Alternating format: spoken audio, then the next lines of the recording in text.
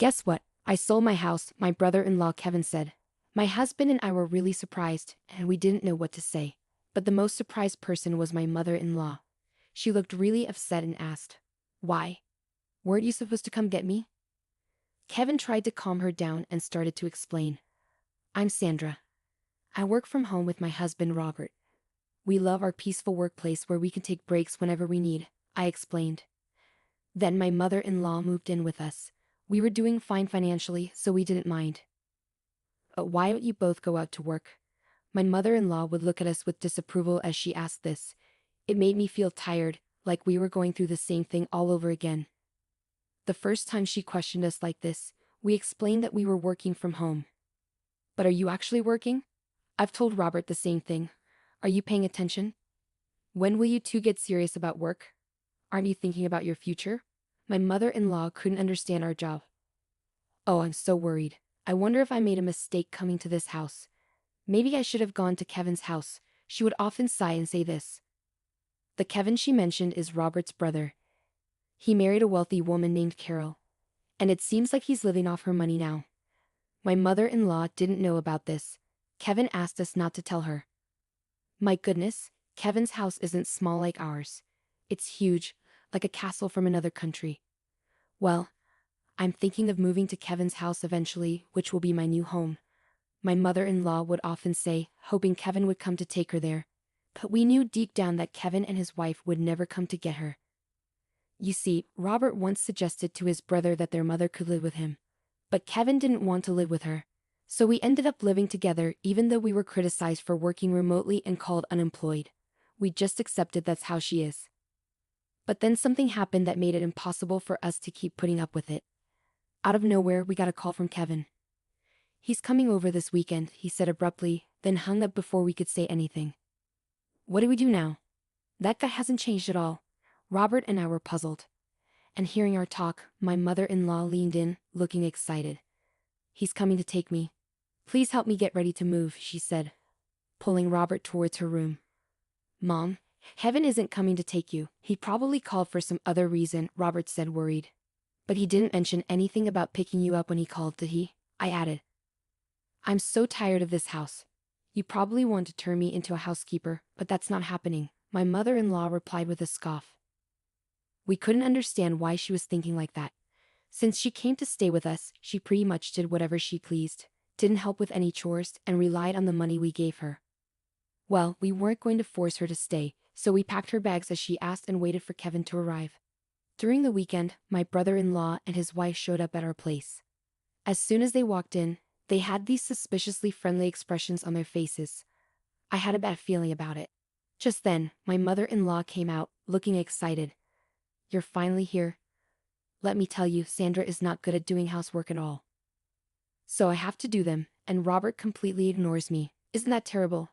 she said, acting like she was the victim, then brushed past Robert and welcomed her brother into our home. "You guys don't mistreat Mom. There's no way we're doing that. We're giving her an allowance, and she's eating whatever she likes. Plus, Sandra is handling the house chores," Robert said, looking conflicted, but his brother seemed suspicious. Robert has always been a bit clueless, probably treating Mom badly without even realizing. And it seems Sandra isn't the considerate type. "That's right. Kevin really understands me," she said.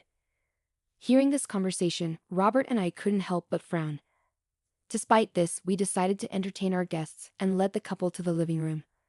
We all sat around the living room table, with Robert and me on one side and the couple on the other. "Now, why are you just sitting there? Serve the tea," my mother-in-law demanded. "Huh? I thought you were going to make the tea, mother-in-law. What's this about making an old woman work? See, Kevin, Sandra is like this," she said, even pretending to cry. I was so stunned by her behavior that I couldn't even respond. Once I served the tea, the mood became serious.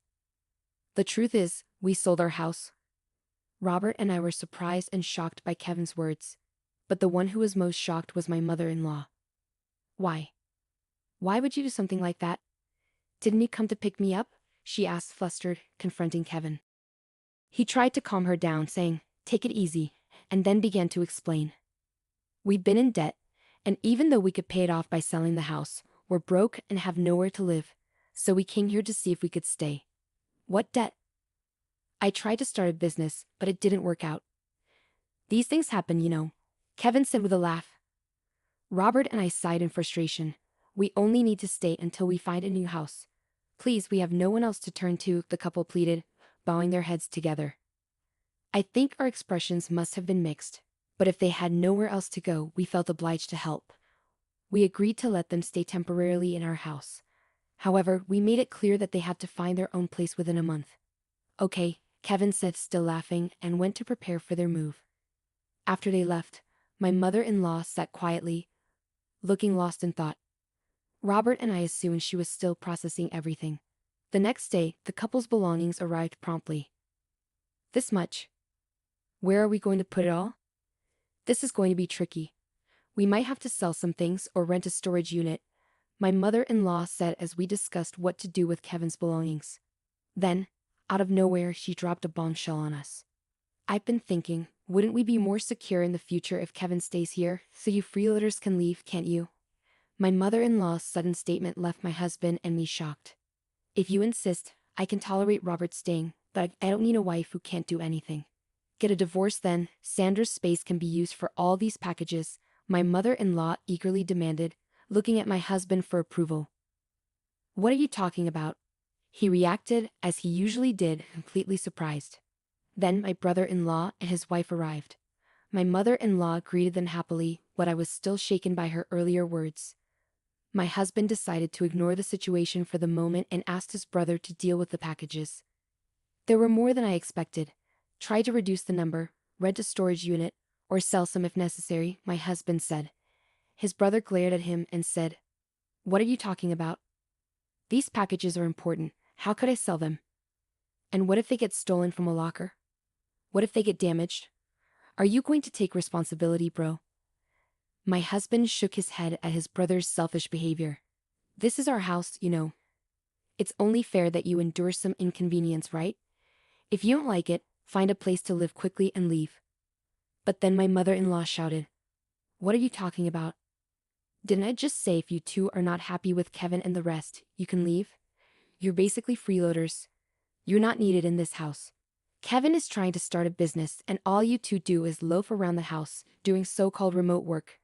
You're a nuisance." It was like my mother-in-law was acting as if it were her own house. My husband and I exchanged looks in disbelief. My brother-in-law and his wife were surprised at my mother-in-law's words, but then they started to smirk. "That might not be a bad idea, Mom. It sounds good. It's a hassle to find a new place, so we could stay here. So why don't you sell this house to us, Carol?" My brother-in-law said, "I feel uneasy with you two around, so it would be better if you sold this place to us. And it seems like our mother-in-law agrees with us, so sell this place to us." My husband and I were stunned by their words. "What nonsense are you?" my husband started, but was cut off by my mother-in-law, who smirked. "See, both Kevin and Carol are saying the same thing. So what will you do, Robert? If you're going to divorce, you can stay here." My mother-in-law glared at me triumphantly. I prepared myself to respond, but my husband spoke up first. "Why do you get to say whatever you want? Why should Sandra have to leave?" My husband was visibly angry, his voice raised. "Don't raise your voice like that. It's better without a burden around, right?" My mother-in-law retorted. But my husband responded with frustration, "You don't understand anything. This is Sandra's house." At my husband's words, my mother-in-law, brother-in-law, and his wife gasped. My husband continued, adding to the tension. "This is the house that Sandra bought for our life together." What are you saying?"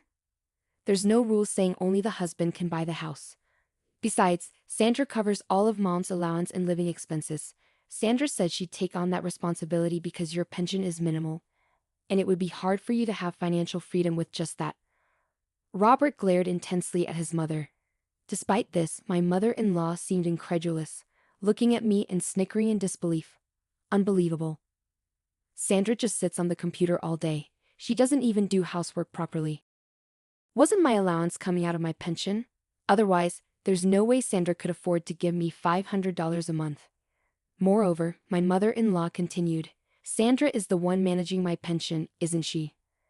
You might have told Robert otherwise, but I'm sure you're dipping into my pension." She puffed up her chest and glared at me. I glared back. refusing to back down. It's true that I've succeeded as a business owner. You're lying. Stop spreading lies about my wife. You should divorce this lying wife already. You can live here with me, Kevin, and Carol. Besides, there's no proof that Sandra isn't earning money. Here it is. With that, I pulled out my paycheck and showed it to her. The sight of it left my mother-in-law, Kevin, and his wife stunned. Since Mom moved in, we haven't used any of her pension. If Mom ever wanted to leave, Sandra has been managing it so she could live independently. But instead, Mom, you've been bossing Sandra around, interfering with her work. You're the problem. If you don't like Sandra, you should leave right now. I don't believe any of this, my mother-in-law retorted, refusing to listen to anything we said. Afterward, Robert and I sighed in disbelief, cutting her off. Well, if that's how you feel, we'll pack our things and move to a new house. You guys will be stuck with a mortgage. But if that's okay with you, don't come crying to us for help. If you insist, mother-in-law will leave even with a pension. Maintaining your lifestyle will be challenging, but I guess that can't be helped, can it? At our words, my mother-in-law turned beet red and yelled at us to leave. Wait, you can't be serious. We don't have to do that, do we? Kevin and his wife tried to intervene, but my mother-in-law gave us a fierce look and said, "Don't you dare talk back, Kevin. You're going to be a CEO, aren't you? I don't mind you using my pension, so just start a company and show us how successful you can become. I'll show you what happens when you defy us." Her words were filled with intensity. Hearing this, we decided it was best to no longer be involved with her or Kevin's family and left the house. Of course, the mortgage on the house remained, but we changed the ownership to Kevin's name. Some time had passed since then. While there was still some lingering dissatisfaction from that incident, being freed from my mother-in-law's sarcasm, we were able to return to our normal routine. While we were working from home like usual in our new apartment, my mother-in-law called my husband, Kevin, crying. She said Kevin took her pension money and disappeared a week ago. She and Carol, Kevin's sister, were left alone in the house and needed help. My mother-in-law was too upset to talk, so she passed the phone to Carol. Carol explained that since Kevin's failed business and selling the family home, their parents had cut ties with them. They hadn't been able to reach their parents since then. My husband sighed and said, "I knew it. He told them not to involve us because we had warned them before leaving. He said they could report Kevin missing to the police, but that we wouldn't help them." After hanging up, I was shocked by my husband's reaction, but he believed they deserved what happened, and I ended up agreeing with him. They kept calling my husband's phone numerous times. Whenever he reluctantly answered, Carol would cry about not knowing how to report Kevin missing. We were surprised she didn't know what to do and advised her to call the police. However, despite their efforts, they couldn't locate Kevin. Just when we thought Kevin might remain missing, we heard the news that he had been arrested for robbing a bank in another state. Apparently, he did it to pay off his debts. This wasn't his first time committing such a crime, and it seemed he was likely facing a significant jail sentence. Carol is stuck living with my mother-in-law in their old house because she can't go back to her parents' home. She's unsure if she'll divorce Kevin, but that's not her priority right now. She's working with a temp agency, struggling with her first job, but somehow managing to get by each day. My mother-in-law is in a tough spot too. Kevin took all her pension, and now she's left to repay his debts. She started working part-time to make ends meet. While my husband and I feel bad for them, we decided not to help and cut off contact. They're experiencing the tough realities of life my mother-in-law often talked about. Despite the challenges since my mother-in-law moved in, my husband and I are relieved to have returned to our peaceful routine.